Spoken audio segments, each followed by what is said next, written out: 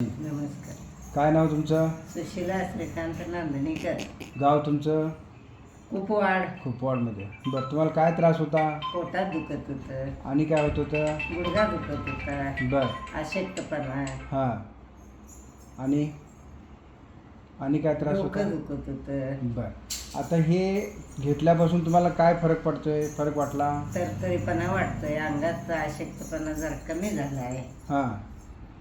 आणि भूक लागते. हां. आणि काय वाटतंय? हेच की अशक्तपणा दूर झाला आता. हां. मग शहरातलं हे तुम्हाला कोण दिलं होतं? नातवानं. नातवानं दिलं होतं. बरं. घेताना तुम्हाला म्हणजे असं आता घेतलाय तुम्ही, होय. आता काम करू वाटते तुम्हाला? होय होय. काम करू वाटतंय आणि आता अजिबात असं झोपून राहू वाटत नाही? आणि झोप लागत नव्हती मला, बरं. आता झोप पण लागते. हां. आता तुमची ही किती बॉटल आहे? अर्धी. अर्धी वापरलाय फक्त.